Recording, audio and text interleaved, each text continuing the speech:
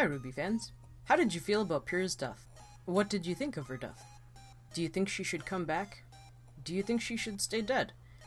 Do you not care either way? I know this is incredibly nerdy of me, and that's kind of the point, but I'm going to give an in-depth analysis of the subject. A transcript of this video is available, link in the description. Also, please comment below and give your thoughts on the subject. Before I get into the analysis, I'd just like to preface this with some statements, since some of what I will say may seem hypercritical. RWBY is one of my all-time favorite anime, and I've been an anime fan for 19 years. I love the weapons and the combat. It's like Bruce Lee meets Lord of the Rings, meets the X-Men, meets Monster Movie, meets Team Fortress 2, meets Cirque du Soleil, meets Disney Princess. I love the mix of fantasy, superheroes, myth, legends, and fairy tale lore. I love the visual design, the backgrounds, the costumes, and the characters.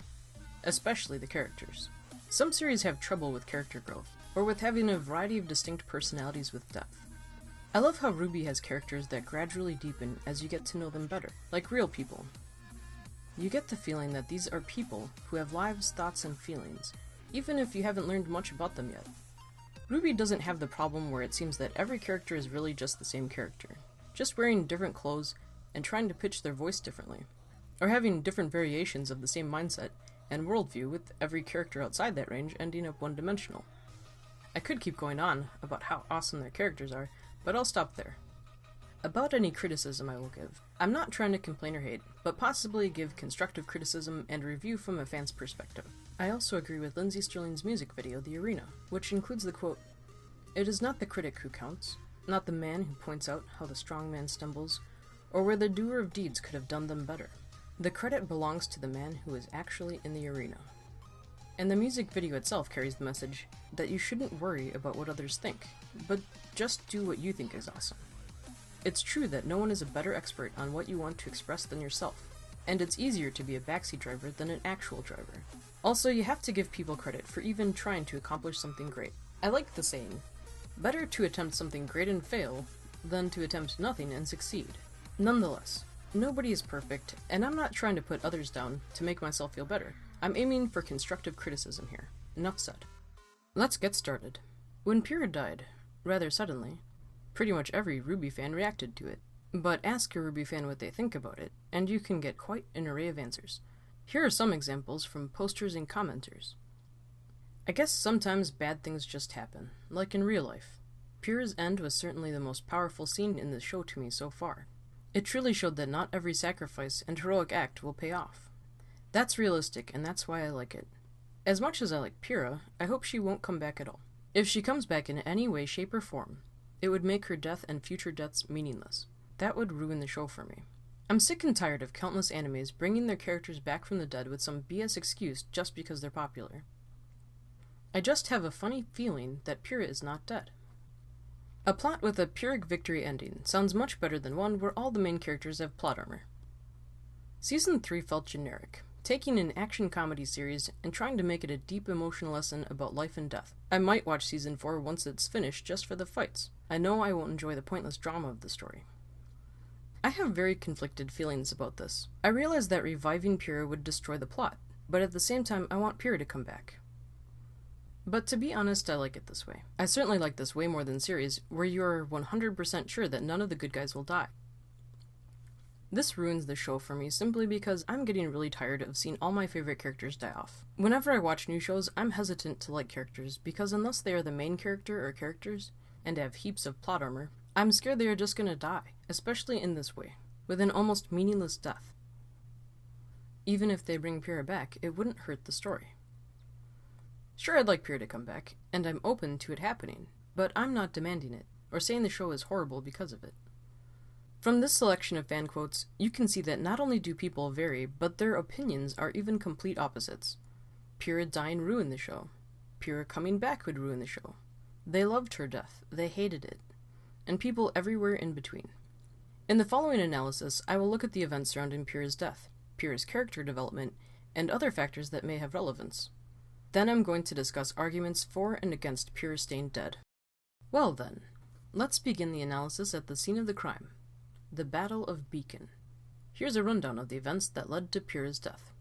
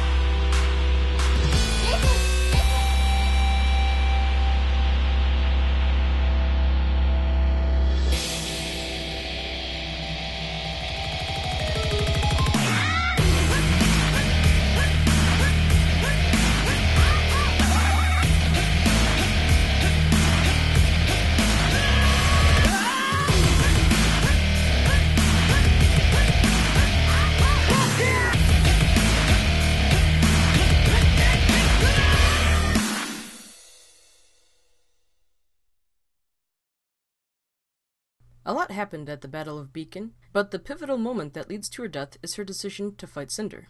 So I'm going to start there. Why did Pyrrha decide to fight Cinder?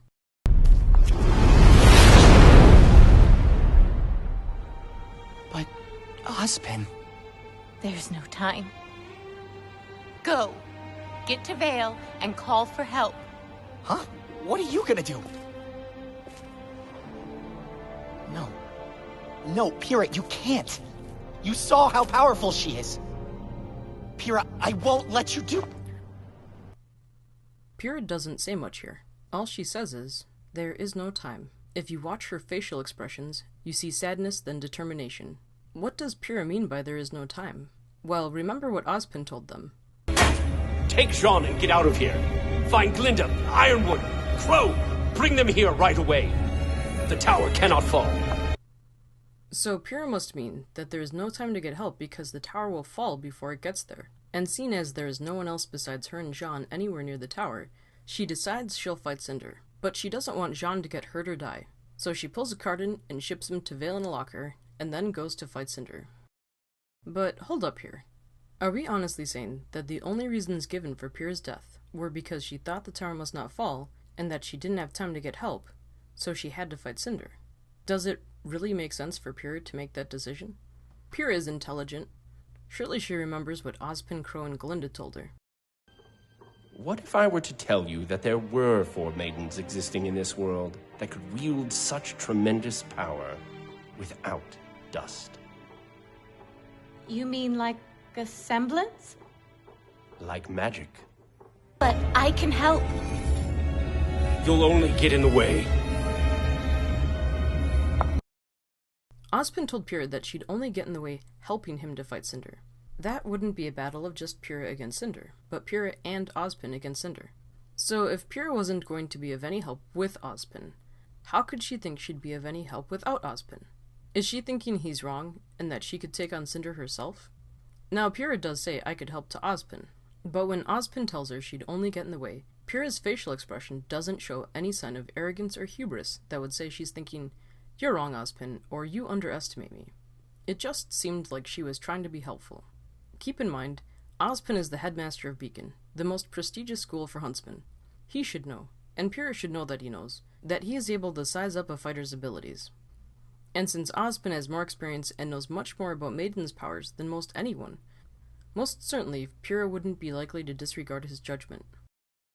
Now Pyrrha is a skilled warrior, who's won, as far as we know, every battle she's ever fought. You don't do that well without being able to size up an opponent. But up until now, Pyrrha has only ever fought other students, maybe instructors and some Grimm. She's never been up against someone with magical power, as opposed to a semblance. How can she know what to expect? That alone should make her hesitant. But added to that, she'd remember that Crow told her, "And as you can imagine, the ones that succeeded weren't exactly the kind of people you'd want to have unimaginable power." Unimaginable powers. How powerful is that? It's so powerful, you can't even imagine it. And add to that what Glinda says.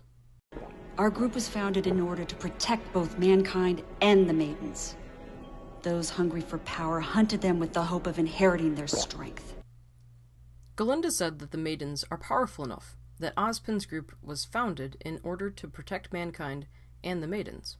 So protecting the maidens wasn't just a job that was added to their list, but it was so important for mankind's welfare that the group was in part founded to protect the maidens from those who wanted to steal their powers to gain an upper hand, which means that having maiden powers can tip the scales in someone's favor enough to overthrow kingdoms. And then there is the obvious fact, at the moment Pyrrha has to make her decision, that as far as Pyrrha knows, Cinder defeated Ozpin and did so very quickly. Ozpin is a very powerful fighter in his own right. We see that from the brief glimpse of his battle with Cinder. And when Ozpin told Pyrrha that she'd only get in the way, it should have been clear to Pyrrha that Ozpin was significantly more powerful than herself. And if he was defeated so quickly, what chance did she stand? So are we to believe that Pyrrha, taking all this into consideration, thought she had a chance to even hold Cinder off until help arrived? Much less believe that Pyrrha thought she could defeat Cinder? Well, maybe if you're talking about Pyrrha's alternate personality, P-Money.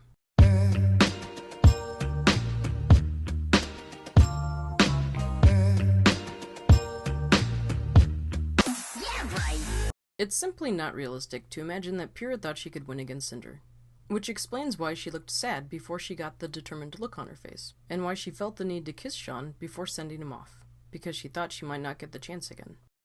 Therefore, since Pyrrha knows she is about to fight someone out of her league, knowing she has at least a decent chance of death, why does she go fight Cinder anyway?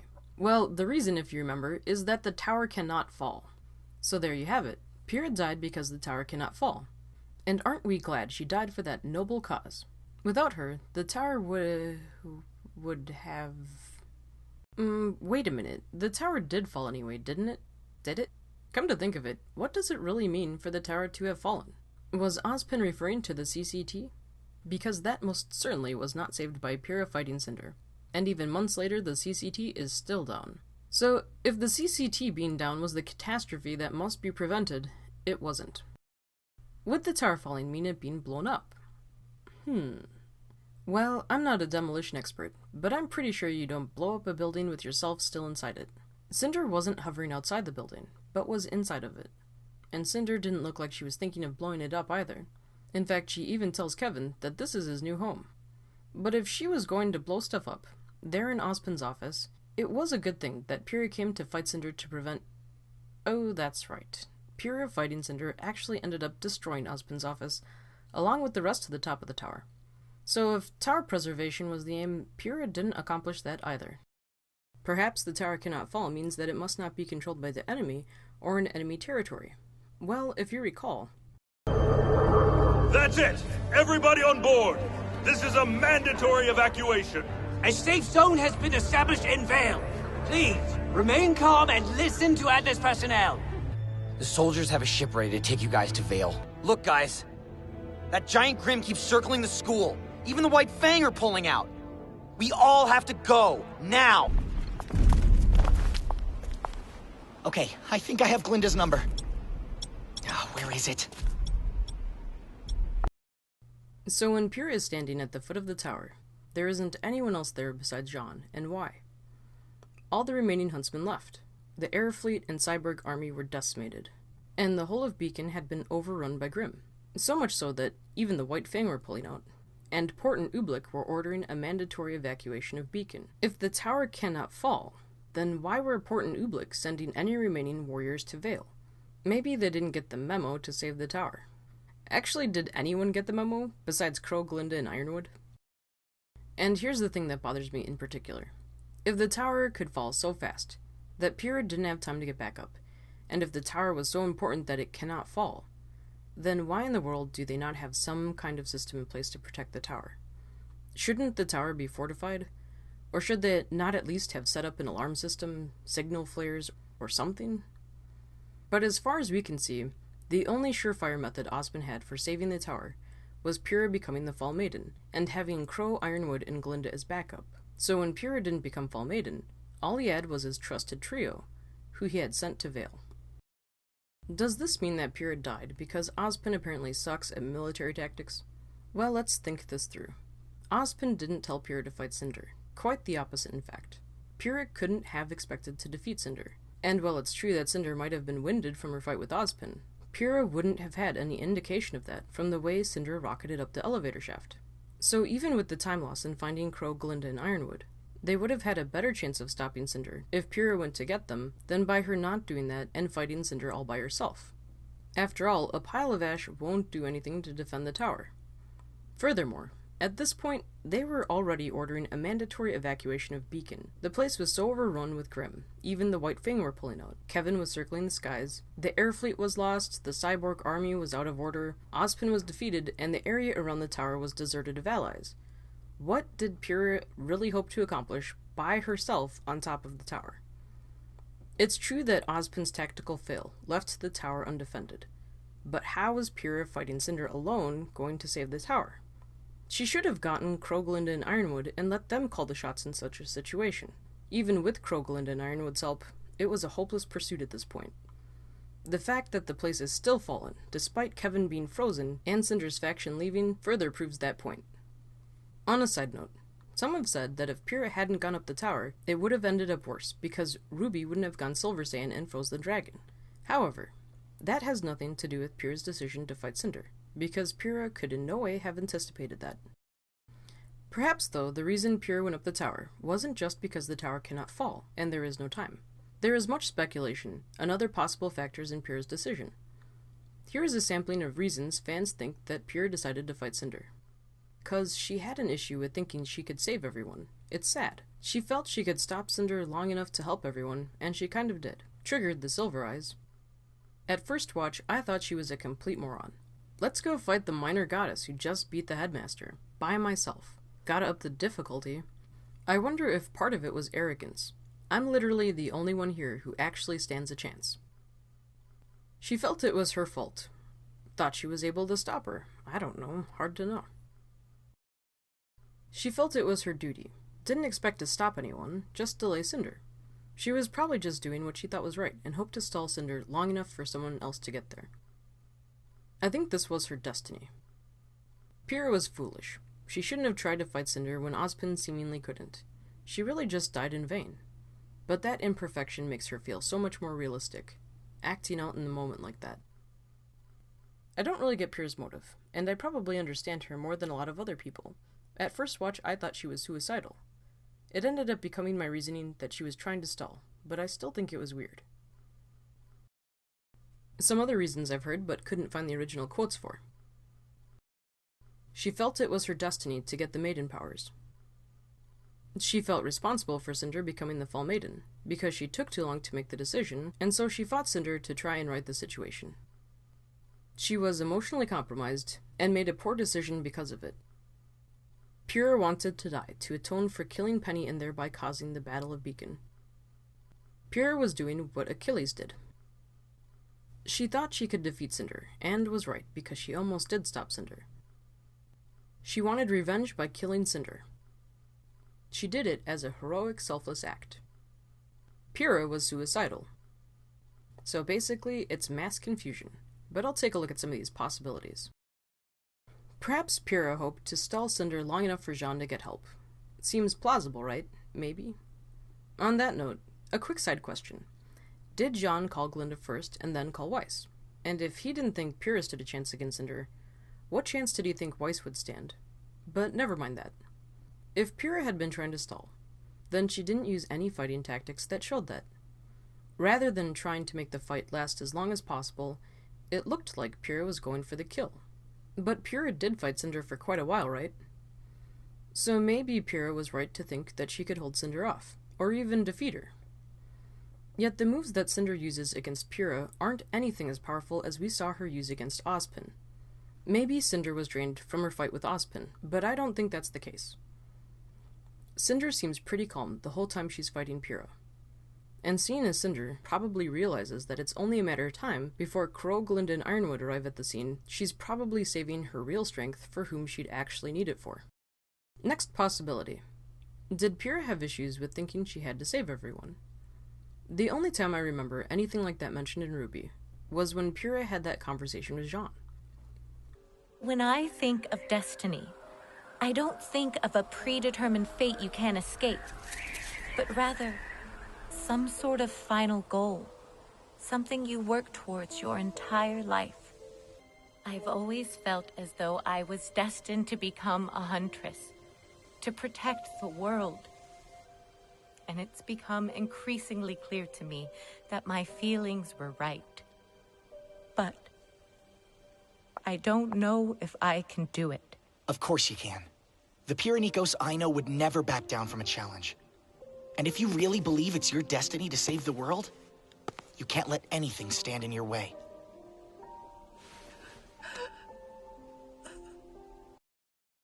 So Pyrrha thinks of her destiny as something she works toward her whole life, with the final goal of becoming a huntress to protect the world. But she also says that she doesn't know if she can do it, and she was thinking about her decision to become Fall Maiden at the time. So maybe a world savior complex plays into why she fought Cinder, but I think they should have made it more clear if that was the case, rather than just having a few lines that hint at that possibility. Was Pyrrha just being stupid or arrogant? Well, I don't recall Pyrrha showing excessive pride or self-confidence, and in order for it to be the case, she would have had to have been dumb enough to think she could win against Cinder. Her worried looks and kissing Jean say that, if anything, she expects defeat. In that scene, she also looks more determined than arrogant. Even throughout the series, I never detected hubris. Yes, she knew she was good, even among the best students, but not overly prideful or self-confident about it. And after the day she had just had, it would be very odd for Pyrrha to feel arrogant about her abilities. Well, I could continue to analyze more of these possibilities. However, it's clear just by how different they all are that there is mass confusion indeed. Also, none can currently be proven beyond any doubt, yea or nay. Yet, all of this confusion could have been prevented if Pyrrha had simply told Jean, perhaps right after she shoved him in the locker, why she was doing it. "I have to, Jean, it's my destiny." Or, "I can stop her myself, Jean." Or, "I have to, Jean, it's my hero's duty."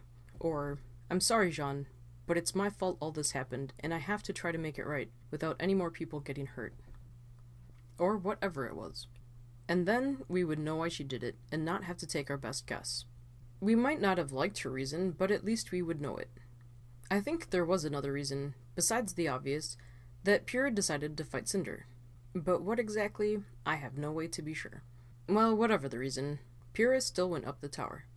And the situation remains that the only reasons we are given are the tower cannot fall, and there is no time. But let's see how this could have played out if Pyrrha hadn't gone up the tower. Pyrrha and Jean would have gotten Crow, Glinda, and Ironwood, and the triple threat triad would have fought Cinder, the dragon, and perhaps some more Grimm. Either the rest of the students and huntsmen, without injuries, would have evacuated or joined the trio. If they defeated Cinder, they would likely have killed her, and her powers would have gone to another person. But they'd perhaps still have the dragon flying around. And yet, RWBY was often the first to head into battle on other occasions. She would likely have gone into the fray again.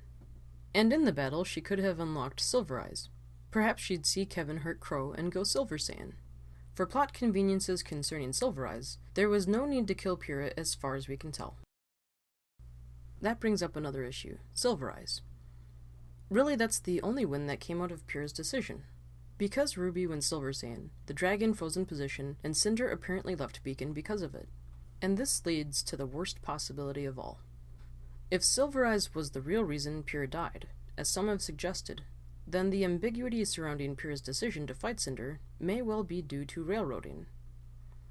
What is railroading? In this context, I'm saying that the writers want a specific outcome, and have a character either act out of character or as a puppet, doing things for no seeming reason, to accomplish that outcome. It can also apply to events happening in a story in a way that seems contrived in order to accomplish an outcome desired by the writers. I think of it as watching a puppet show, and seeing the puppeteer's hands, thereby losing the illusion. Another way to look at it would be as the writers playing Inception with the characters.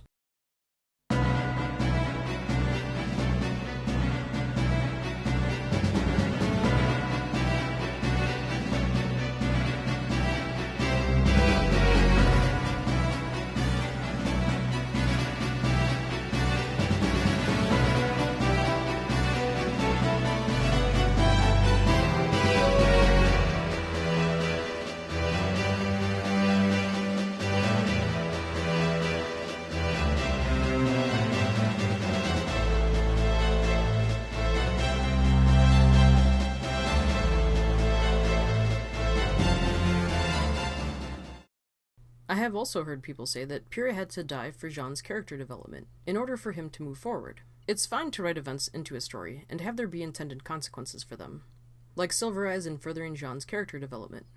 But events and things like character motivation still have to make sense.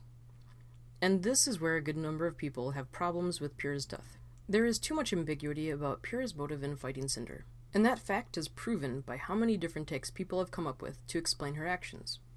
The only given reasons, "there's no time," and "the tower must not fall," just aren't enough reason and don't make enough sense to a good amount of people, especially in light of the situation at the time. Things not adding up to make sense is a telltale sign of railroading, and so it's because Pyrrha could have died due to railroading that some fans hate Pyrrha's death. If Pyrrha was railroaded to die on the tower so that RWBY would go Silver Saiyan, then it was also a Phrygian death on top of it. Phrygian meaning that her death was used to get a reaction out of another character.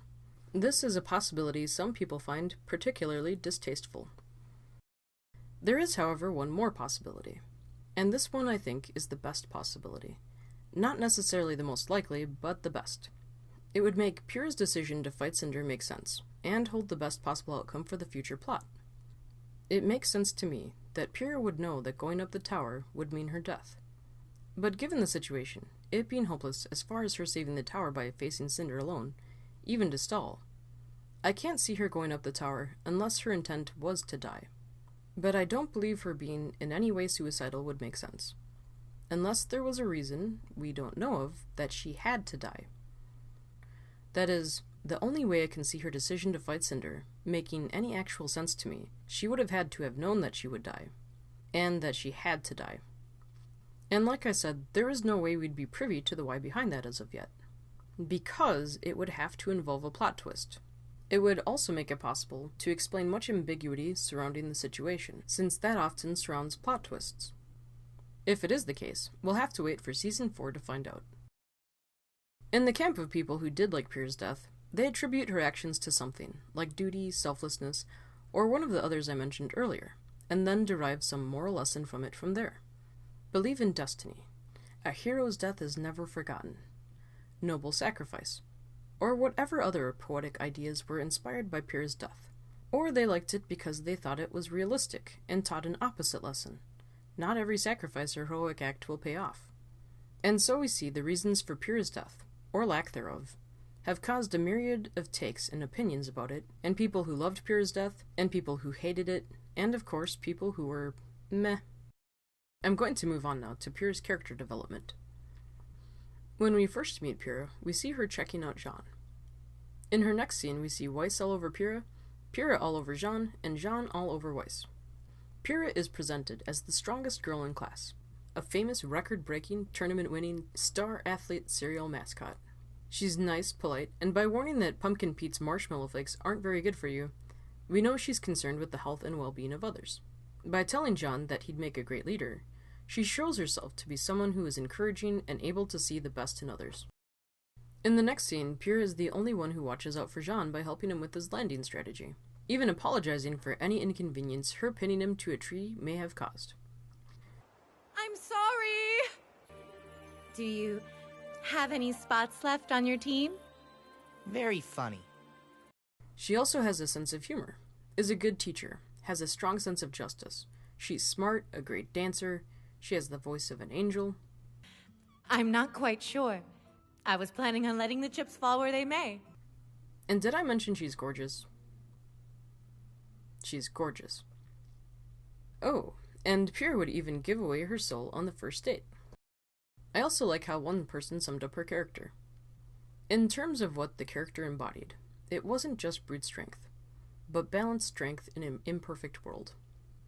She was lethal, yet had that very important characteristic of being kind, upright, and collected. She had the potential to be a leader, and yet also was willing to follow someone else without guile or protest. She took on all the bullies in a sparring match, silently beating them into the classroom floor, but never once rubbing it in their faces. To that I would add one scene in particular, which I think really says a lot about her. In Volume 1, Chapter 12, Pyrrha takes Jean to the roof and offers to help Jean, and he rejects her help. Then she finds out he lied to get into Beacon. Keep in mind, Pyrrha worked hard to get into Beacon, and she has a strong sense of justice. She could have decided that Jean deserved to be kicked out of Beacon and told on him, but she didn't. She also doesn't give him a lecture. Instead, she did what everyone should do in such a situation. She asked why. Rather than jump to conclusions and be in a hurry to correct others, Pyrrha seeks to understand his motives, his thoughts, his feelings. And rather than judge him from her own standpoint, I can't imagine Pyrrha ever forging her own transcripts. She even then offers again to help him. When he rejects her again, she could have been offended and told him off.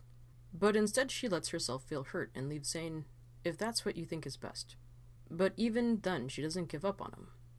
Overall, an excellent example of compassion, empathy, and showing understanding for the circumstances of others. Now about Pyrrha's character arc. In the first volume, we really only see her one-sided love for Jean, and get a little taste from Weiss of how most people only see her for her reputation. In Volume 2, we learn at least one of the reasons why Pyrrha likes Jean so much. because he doesn't put her on a pedestal because of her fame and abilities. And thus we also learn that she feels friendless and alienated, one of those people with everything and nothing. She also credits Jean with making it possible for her to now have real friendships that will last a lifetime. In Volume 3, Pyrrha is presented with a dilemma. She must volunteer for a maiden soul transplant to save the world, possibly losing her own soul in the process, or decline, let Ozpin find another fall maiden shell, preferably Rei Ayanami, thereby keeping her soul intact along with her chances with Jean. She talks to Jean about her doubts and her destiny, and then, while she's already distraught, she accidentally murders Penny and war ensues. Ozpin finds her, and she is forced on the spot to decide, and she decides to be their guinea pig. By the way, I don't suppose you've seen China's Men, but when Ozpin tells Pyrrha to get in the pod, it reminds me of this scene. Oh my god, they killed Caramel, you bumster! Sheena, get in the vortex! Anyway, the transfer is interrupted, and Jean and Pyrrha run to get help. Then Pyrrha kisses Jean and dies fighting Cinder. The end. What was the point of her character arc? Well, she was a good example. Pyrrha always did her best, and was kind and had courage to face her fears. We can also learn from her that famous, talented people are people too. And we saw that she was willing to put everything she was on the line for the welfare of others. And I'm still not sure what to take away from her actions at the tower. But the biggest impact Pyrrha had on the story was how she propped up Jean. Sometimes literally. In the first volume of RWBY, I counted 14 scenes that Pyrrha was in, and in every single one of them, Pyrrha is either looking at Jean, talking to Jean, trying to help Jean, or talking about Jean to other people. In the second volume of RWBY, I counted 10 scenes with Pyrrha, and this time she's only directly connected to Jean in 6 of the 10 scenes. In Volume 3, 6 out of 12 scenes were connected to Jean. Scene-wise, that means that about 75% of the time, Pyrrha's scenes are connected to Jean. So what is Pyrrha's connection to Jean? Pyrrha has an obvious romantic interest in Jean, which isn't returned, although there are some signals that Jean could be setting course for warmer seas, somewhere less icy than where he was fishing. From the beginning, Pyrrha believed in Jean, and helped train him to use his aura and fight. She also helped him gain some self-respect, and overall just looked out for him. And so now Jean is going to be without his crutch, and we'll see how he rises to the occasion. Is that really all that Pyrrha was? Jean's crutch? If Pyrrha stays dead, that is exactly what it means. That the real purpose of her character was to support Jean's. And besides turning Pyrrha into a tool, it would also downgrade her to supporting character. Correction, ex-supporting character. Some people are okay with that because they never saw her as anything more to begin with. Some even thought it was obvious she was going to die from day one. I think it's obvious that those who think that were privy to who the characters were based on, and they assumed that because she's based off Achilles, that she'd die. I, however, knew nothing of Rooster Teeth. I found RWBY on Netflix, quite by mistake, and watched volumes 1 through 3 before I saw any commentary or interviews, or behind-the-scenes fan comments, etc. And from what I saw on screen, I saw nothing, no clue, that she was destined to die. Rather, I got the distinct impression that she was one to watch for further development in the future. And I'm not the only one who's disappointed by the abrupt end to her character arc. Pyrrha being only a supporting character would also explain why she wasn't able to attain catharsis during her character arc. Because part of the whole purpose of a story is to learn from the life of the main character. A main character will experience hardships or tragedies, and you see in the story how they overcome and conquer them. That is called catharsis. Pyrrha was in anguish over killing Penny, murdering her in front of untold thousands, including her friends, relatives, and those who love Penny. She had been chasing Jean all through the series, and had yet to fully receive his love in return. Think the song from Volume 2, Dream Come True. She had only started to be included as a true friend to some people, and she still hadn't attained her lifelong goal of becoming a huntress. The only one of Pyrrha's hardships that she seemed to conquer was her being willing to put her life on the line for the benefit of all. And that one doesn't even make sense to many given the circumstances. All her other life challenges were left in the dust. One commenter described Pyrrha's death, and the events leading up to it this way. It's like we took this strong, vibrant character and destroyed her soul first before killing her off. Her death didn't feel like heroism because she hadn't even been able to resolve all the morbidity thrown upon her in such a short amount of time. I know that she got over much of it quickly, choosing to push it down in the name of duty to protect humanity. But pushing it down doesn't quite equal catharsis. And I feel much the same way, that they shafted her. So I went over the events at the tower and Pyrrha's character arc. And now for the last topic of the literal analysis, the oddities surrounding Pyrrha's death. These are important because they can make her death seem off to some people. Or they could even be foreshadowing something. Maybe you could... What are you doing? This means something. This is important. Of course, they may also mean nothing. Perhaps it's just a quirk. Or in some cases, maybe it was due to artistic liberties. But they are important to address nonetheless. What are these oddities? Here's a good one to start with. Why exactly did Cinder incinerate Pyrrha? Was it so that the audience would know that she is so dead that she couldn't get any more dead? Was it because Cinder is just such a bad girl that she enjoys it? Is Cinder a Nazi? To many, Pyrrha getting incinerated just seemed over the top and out of place. What is Cinder's semblance? I had originally assumed it was fire or combustion. But when you look at how she forms her weapon, and how she moved the arrow around Pyrrha's shield, what was that? Her using maiden powers? I now think she has semblance over temperature, being able to heat and cool. But then how does she move it at the same time? I'm not the only one who's stumped. There are colors and sounds that can accompany semblances in aura. But how does the system work exactly? And what can this mean for the story? This question is particularly mind-racking for characters who have semblances we don't know or understand yet, such as Cinder. Why does the arrow breaking apart, moving around the shield, and reforming on the other side look scary similar to Pyrrha getting incinerated? This is even more mysterious since we don't really know what exactly maidens are capable of, what Cinder's semblance is, or what other powers besides the Grim tattoo Cinder has gotten from Salem. Is Pyrrha getting reformed somewhere else? Is the arrow being incinerated and then cooled and reformed on the other side? Is it even being incinerated? I don't know. Why were Pyrrha's circlet and Ozpin's cane the only things left of them? Is Cinder a serial killer, leaving calling cards? Are they used as teleportation anchors? Did Cinder not want to destroy the shiny pretties? The world may never know. Where is Ozpin? They saw Pyrrha die, but they didn't see Ozpin die. They say he's missing, but where did he go? Was his fate the same as Pyrrha's? But why can you hear him talking to Salem? What was Cinder's list for, and why did they put Pyrrha on it? Was it for rigging the tournament? I think so, but not everybody is convinced. And then there is what Miles and Carrie said on AfterBuzz. People want to know if they're dead. Torchwick, Pyrrha, Cinder. I understand why they want to know. Yes. Are we just keep getting watching? Yeah.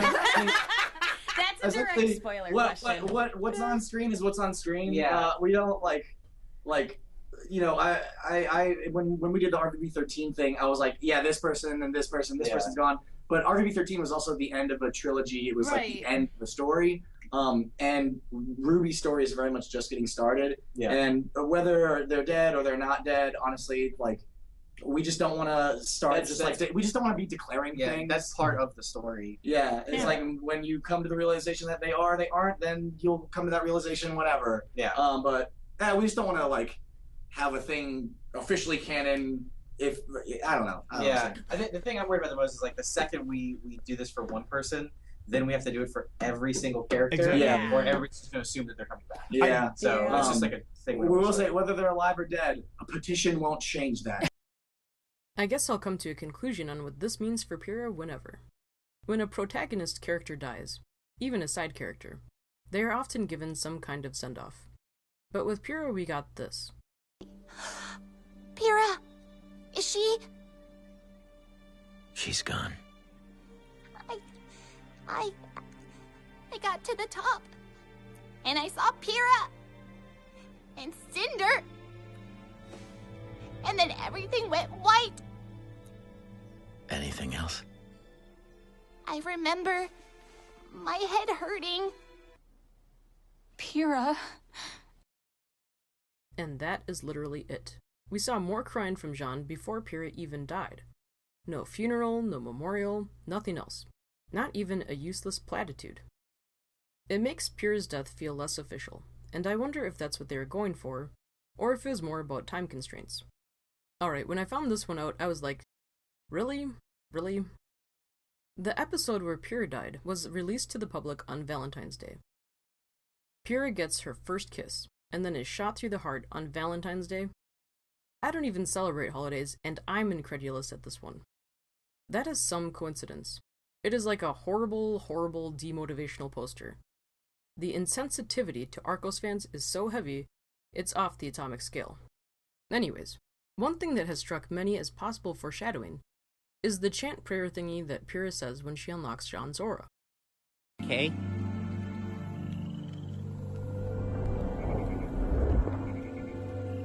For it is in passing that we achieve immortality. Through this, we become a paragon of virtue and glory to rise above all, infinite in distance and unbound by death. I release your soul, and by my shoulder protect thee. Was she chanting an incantation? Was she invoking the power of the gods? For it is in passing that we achieve immortality, infinite in distance and unbound by death. What you talking about, Willis? I don't remember any other part of the series where someone does anything like this, where they say something to use a power. Although it does remind me of this scene from the Oh My Goddess OVA. I come in search of the spirit that once lived within this place. Remember how beautiful you once were.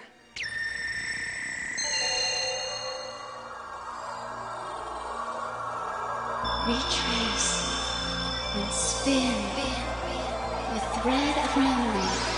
Even if 1,000 men forget the beauty that you once were, you and I must not let it leave our hearts. Cast off your withered body and be reborn. You who were once so beautiful, your master has now returned.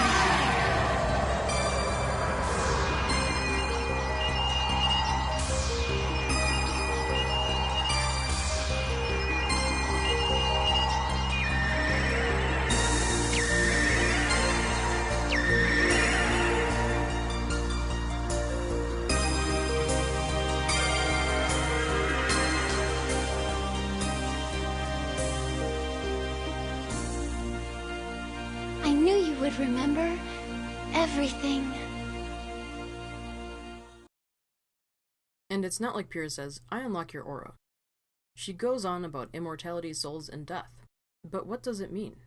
Whether they're dead or they're not dead, when you come to the realization that they aren't, then you'll come to that realization whenever. Of all the oddities, this one bothers me the most. It's a nagging feeling, like the name you can't remember, or the feeling you forgot to do something but you don't know what. What was up with all of Pyrrha's talk about destiny?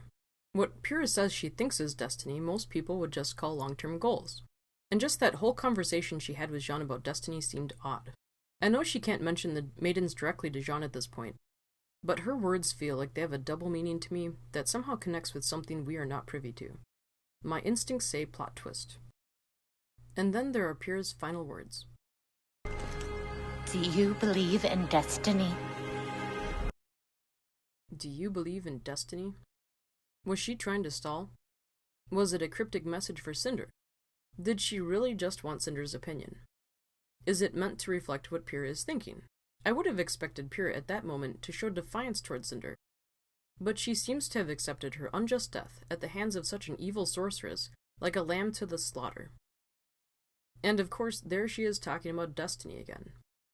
In context, it does not make sense to me if she's talking about being goal-oriented. Do you believe in long-term goals? Now, this one is subtle. I didn't catch it at first. Someone had to point it out to me. Did anyone think it wasn't just being visually poetic? That in the scene just before Ranger heads off to Mistral, the camera follows a single maple leaf that falls off the tree and lands on the ground. And then while all the other leaves are covered with snow, it alone remains partially uncovered. And seeing as they've been using maple leaves to symbolize the Fall Maiden to Pyrrha, this makes it even more suspicious. Now, this last one is just pure coincidence, but the parallel is so uncanny that I have to mention it. Guess where this is from? See how the wicked bend the bow. They set their arrow on the bowstring to shoot from the darkness those upright in heart. When the foundations are torn down, what can the righteous do? Funny that the manner of Pyrrha's death lines up with a psalm from the Bible. And now I'd like to get into the second part of this analysis. This is my favorite part because it's tackling what I feel are the true issues at the bottom of the controversy over Pyrrha's death. I'll start with the arguments for Pyrrha to stay dead. Here are some reasons given by commenters. The biggest reason Pyrrha needs to stay dead is because bringing her back to life would make her death absolutely meaningless. It would cheapen it immensely, and it would cheapen any subsequent death immensely. None of us would ever fear for another character's safety again, ever. If being shot through the heart wasn't a fatal wound, what else can they survive? Decapitation? Seriously. What many writers have to learn is that you shouldn't play around with life and death like that. It breaks the immersion if they do. In real life, death is final. Death awaits us all someday. What is dead can't be brought back. The only thing you can leave are your doings. Those make you eventually immortal. We should respect that. It hurts the story if only one character comes back from the dead. A plot with the Pyrrhic victory ending sounds much better than one where all the main characters have plot armor.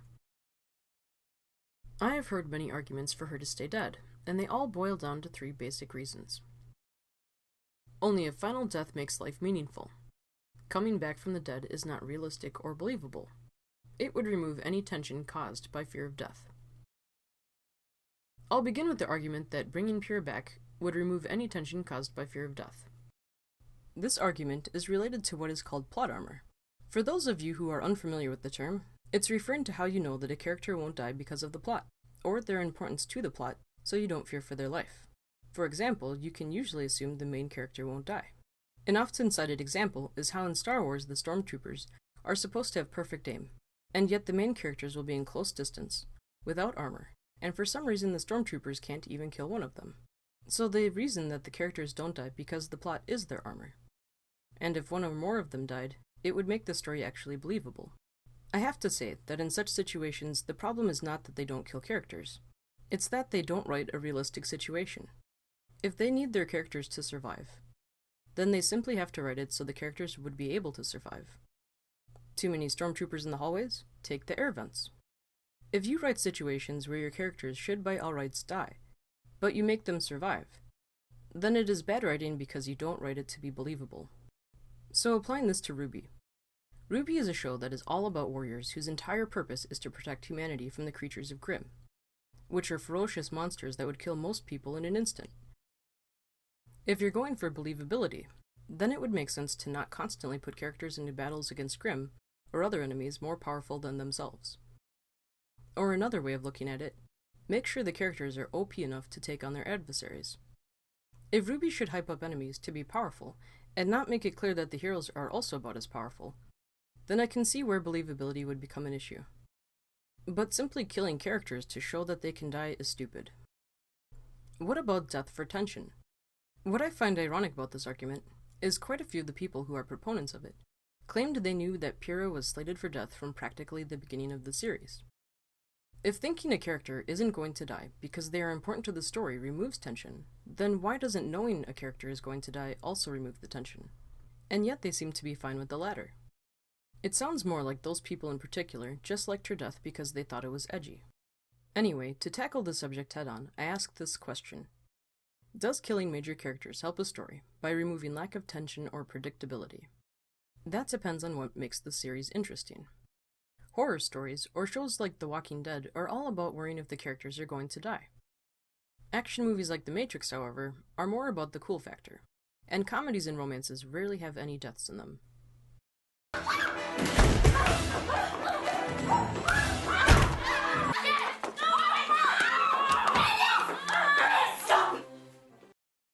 RWBY is more of an action comedy with romance and some horror. The reason comedies and romances rarely deal in death is because what makes them interesting is the characters and character interaction. For example, what would The Simpsons be without Homer? When characters themselves are what make the story interesting, then the only time killing them helps the story is when it is necessary to the character's story arc, or if nobody liked the character. For example, the movie The Fault Within Our Stars or the movie Braveheart. The deaths in those movies were intrinsic to the meaning or purpose of the story. However, RWBY has more in common with Star Wars or Lord of the Rings than it does with Saw or Resident Evil. Death for tension is not intrinsic to the story. It's not what makes RWBY interesting to watch.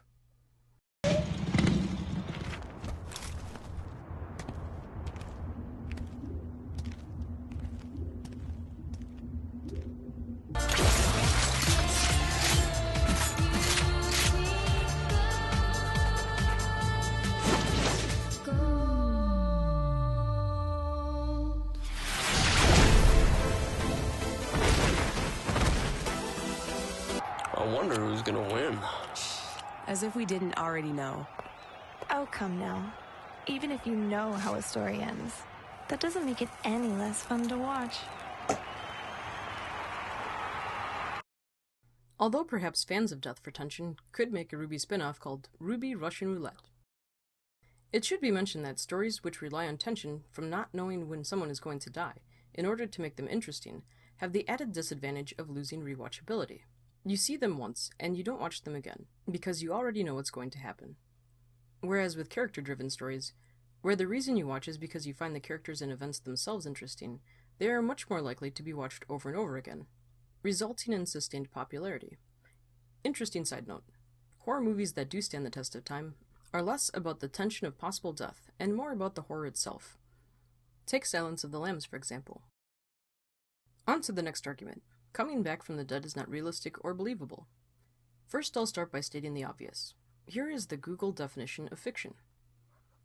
Literature in the form of prose, especially short stories and novels, that describes imaginary events and people. And the definition of fantasy is the faculty or activity of imagining things, especially things that are impossible or improbable. Also, a genre of imaginative fiction involving magic and adventure, especially in a setting other than the real world. When writing a fantasy, the rules of our world don't apply. What does apply are any rules that the writer wants to give the world. Some have tried to argue that Pyrrha cannot come back because RWBY has already established that people don't come back from the dead. That is not the case. We know that people die in RWBY, but we don't even know what death is in RWBY. Is Salem dead? Where is this place that Salem is in? RWBY has established that souls are a thing, and we know that Grimm do not have souls, although they seem to be alive. We also don't know where Grimm come from. We don't even know how old Ozpin is, or if he's immortal. So until we actually know how death even works in RWBY, for example, are they just gone or do they have a soul that goes somewhere? Until we know, we can't say that it's impossible to come back from the dead in RWBY. To put it simply, here is my opinion of coming back from the dead is not realistic or believable in fantasy. What? What do you want? What is it? What? Speak to me! Speak! Did you send us these complaints? Come here. A bash, the devil stood. Does it get you sweating? I know you. I know you. I knew you. I knew you. But you ain't you. You can't be you. We put you through the window. There ain't no coming back. This is the really real world. There ain't no coming back. We killed your dad. There ain't no coming back. There ain't no coming back. A bash, the devil stood. I felt how awful goodness is. I felt how awful goodness is.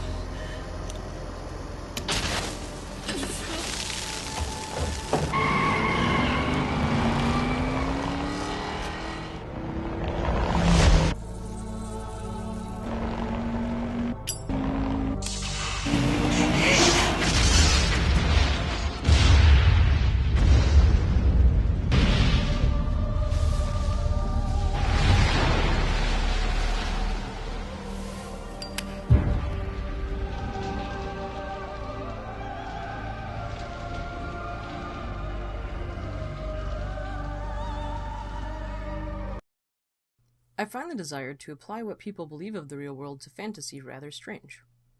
Writers should have the leeway to make their works as alike or unlike reality as they want, especially when the whole idea of fantasy is to imagine something other than what the real world has to offer. Superheroes are a prime example of that. This world has plenty of injustice, tragedy, and bad things that happen. all too often we are powerless to do much of anything about it. What is a superhero but imagining what it would be like to have the power to do something about it? To make the world more just, more kind, more hopeful. To reduce superheroes to being no more able than we are is to take away what makes them appealing to begin with. You can always read the newspaper or watch a documentary if you want to be reminded that good people don't always win. Take, for example, Christina Grimmie, the YouTube singer who was murdered.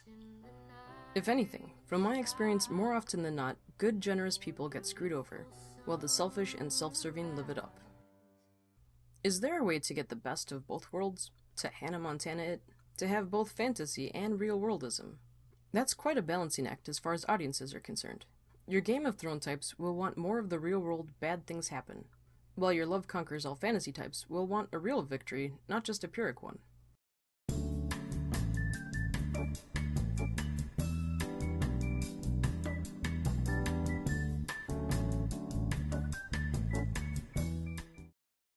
If they try to do the best of both worlds, then Pyrrha's death might just be the beginning of the wrecking ball that hits the fan base. I liked Miley's song before I saw the Wrecking Ball music video, but now I can't even hear her name, much less listen to her music without getting a picture of her licking a hammer in my head. I have excellent visual spatial memory, and that's just not an image I want to see. So I'm afraid that I'm not going to be able to watch the rest of RWBY without constantly wishing Pyrrha was in it, or that her death will cast a pall over the rest of the series for me, or that I'll detach myself from the rest of the characters so I won't worry if they die. Some people like that tension. In a series like RWBY, I don't. I don't watch RWBY to see who dies in today's episode. On to the last argument. Only a final death makes life meaningful. With this one, I'll start with what stories mean to me, why I watch or read them. Story writing is an art. I'm a visual artist. I paint, draw, sculpt, and stuff, and I love art that looks beautiful. Screw the art where it looks like all the artist did was slosh vomit on canvas and slap on a $1,000 price tag. In the art of story writing, you come up with characters for a reason, so you can follow their story and share their life experiences. It can also be like making new friends. You learn about others and they can help you grow in turn. There is a difference between a main character and a side character. A main character is meant to be identified with. They have a personality and a background. And most importantly, they have a destination where you can see the character is headed, and without them the story can no longer be complete. If you kill the main character, there is no story. So you don't kill a main character partway through their story. Rather, you get to enjoy seeing them develop, experience their ups and downs, and be able to live life through another's eyes. To me, that is art. That is beautiful. That is entertainment. Some people think movies like Saw are entertainment. I don't consider dogfighting, torture, and the like to be entertainment. To me, that is the vomit on canvas. It belongs on the burnable trash pile. Also, I can appreciate shows with awesome plots and unique fantasy worlds, like Star Wars and Avatar. But for a story to be awesome, it has to have awesome characters. In a very real way, the characters are the show. Or to put it another way, when I watch RWBY, I see as many shows as there are interesting characters. My favorite was the Pyrrha show. And no, I'm not talking about that kind of show. And I'm not a lesbian, I just happen to relate to her character. Yes, I can still watch the Yang show or the Blake show and so on, and I love those also, but that does not make up for not being able to watch the Pyrrha show. Alright, now for that last argument, that only a final death can make life meaningful. People who adhere to this argument view death as final in real life, and have found a way to make death's finality meaningful to themselves, and then they apply it to fiction. So really it comes down to a difference in ideology, worldview, and how someone rationalizes death. I'm not going to debate whether any of our differences on those three things are right or wrong in this discussion. Instead, I'll acknowledge there are differences of thought, and just give my own personal viewpoint, since I'm really the only one I can speak for on this subject. I don't believe death is meaningful at all. If anything, it is the definition of meaningless. What you do when you're alive can have meaning, but you don't exist when you're dead. So how can that be meaningful? I don't need to experience death to appreciate life. My very first memory, I was about 3 years old. I remember listening to my family talk, and I realized from what they were saying that everyone dies. I wondered how they, and seemingly everyone else I'd met or seen, because I realized they must have also known, how they could be alright knowing they're going to die. I still don't get it. Because I realized even then that it doesn't matter if you live 1,000 years. If you die at the end of it, you forget everything. I think the loss of all the good people throughout humanity's history is a loss that cannot be endured. Even that there are people living in the present doesn't right the situation. If you die and everyone who knows you dies, eventually even the true remembrance of you is forgotten. It's not enough to have a memorial. It cannot replace their actual life, that they would be alive to live it. Our memories of the dead are nothing compared to who they actually were. So for me, the argument that death makes life meaningful holds no weight. And yet, if a story wants to memorialize a character that dies, or give the character a death they attribute meaning to, I'm fine with that. I'd rather that than everyone kill themselves in grief. Where I do have a problem with death in stories is when it's for either nihilism or entertainment. And what bothered me the most about Pyrrha's death, besides the fact that she's dead at all, is that it seemed very nihilistic. It didn't read like a motivational poster. It read like a demotivational poster.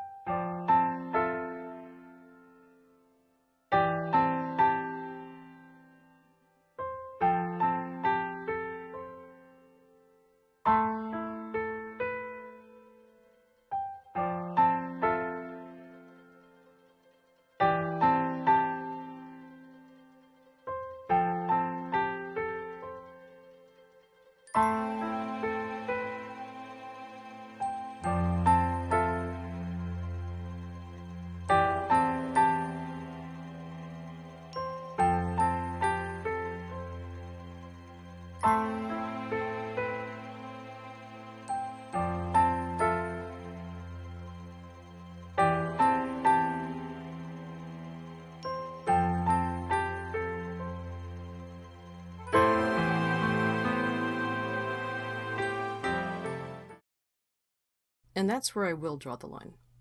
If RWBY becomes a demotivational poster, I hate nihilism.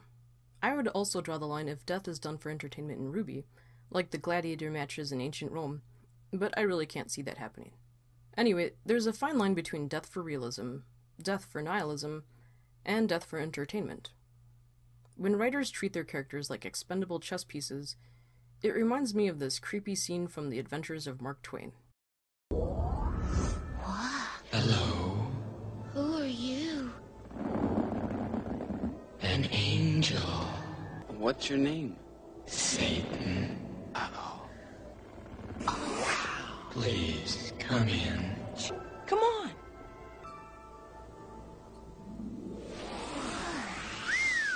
Did you see that? How do you learn to do that?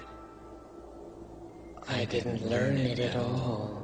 It comes naturally to me, like other curious things. You may make some people. I'll make the king and queen. I'm gonna make a soldier.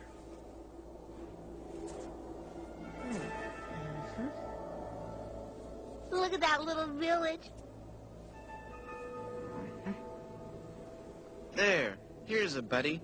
Now we'll give them life. Moving. Looks like my pap on Saturday night.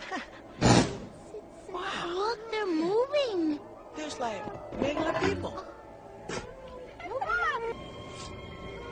I find you humans quite interesting, even though you are a worthless, greedy lot.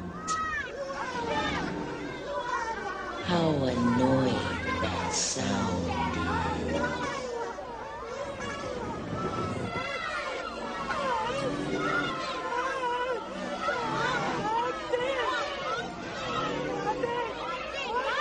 Fools. What fascinations there are on this planet. Strange mortals with curious customs.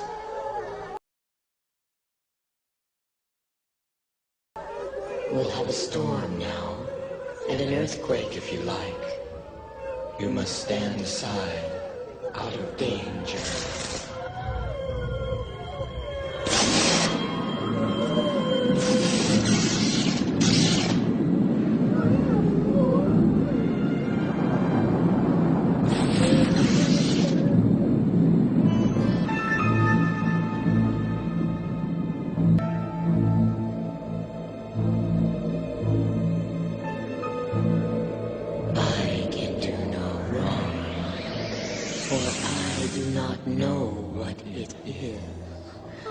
You murdered him. Never mind them. people are of no value. We could make more sometime, if we need them. We could make more sometime, if we need them. Yeah, what a sociopath. Anyway, for those who do believe death is meaningful, that's fine to hold that view, but realize that not everyone else does. But more importantly, it doesn't make sense to make a fantasy show adhere to your version of the real world. There ain't no coming back. This is the really real world. There ain't no coming back. This ain't the really real world. It's RWBY. There's a difference. And death can mean something different in RWBY than it does in your version of real life. And what do I mean by your version of real life? I mean that not everyone thinks death is the end of it all. Some people believe in nirvana, reincarnation, resurrection, an afterlife, etc.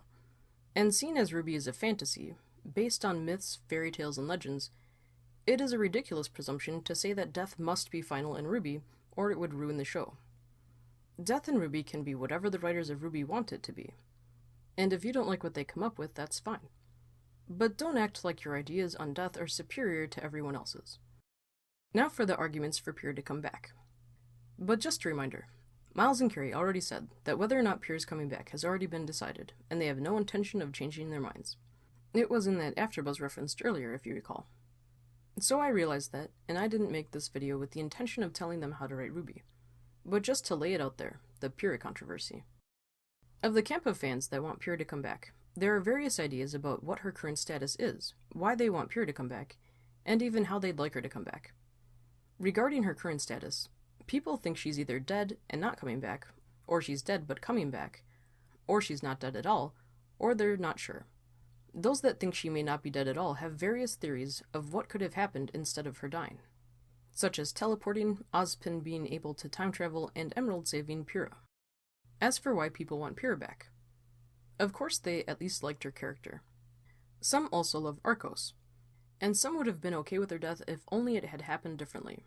There are problems with how it was done, including her meaningless death, railroading, fridging, and her unfinished character arc. But when it comes to how they'd want her to come back, it can get tricky. Some fans would be fine with her coming back as a ghost or something like that. Others want a flesh and blood Pyrrha. Some think she could come back as a Grimm, or have been abducted by Salem and brainwashed. Me, I think, or hope, she's dead but coming back. That the writers of RWBY have a plot twist in store. I'm thinking it will have something to do with Pyrrha's last words and another legend or myth. As for why I want Pyrrha back, I think Arcos is cool, and I didn't like how Pyrrha was shafted. But for me, the real reason is because I think Pyrrha is an awesome character. She's the first good girl character I've seen done right. I'm sick of nice girl characters also being naive and ridiculously compliant. It made me melt to see someone with that level of kindness also be able to be saucy. She was skilled, efficient, a fierce hardliner when appropriate, and played by the rules, so to speak, but without being critical or anal retentive. And I love her character's visual design. Me being an artist especially, my aesthetic senses are tingling. When she died, I was like Markiplier. No! No!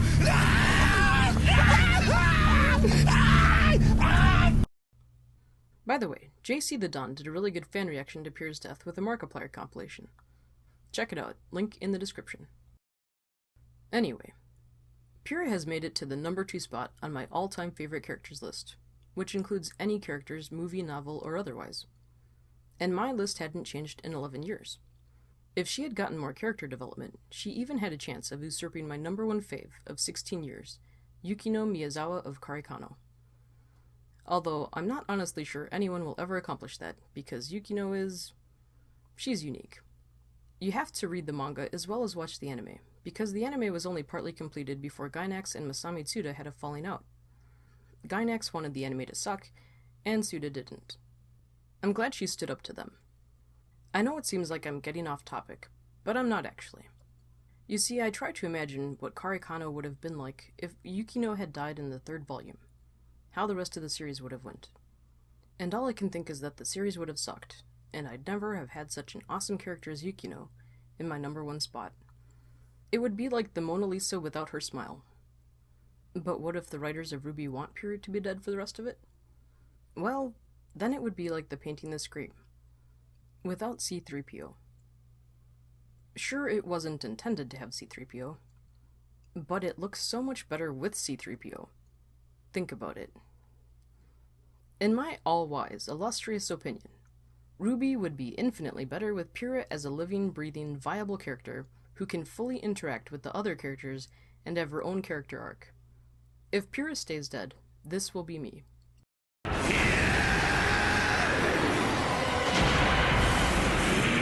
I'll get you for this! You won't escape my wrath! One last thing I want to say. I think RWBY so far is awesome. It has a lot going for it. Its creators were very ambitious to combine so many fantastic concepts into one series with so many well-designed characters. I'd like to thank everyone from Rooster Teeth who helped make RWBY for all their hard work and for being awesome. Also, a special thank you to Monty Ohm for coming up with the idea of RWBY and getting the ball rolling. I think RWBY has tons of potential for the coming volumes, and while Volume 3 makes me worry that it could end up like Berserk or the end of Evangelion, or even end up on a Death Note, at this point I have the wait-and-see mentality. I don't mind evil having its day, as long as love reigns in the end, and the end ends up even better than its beginning.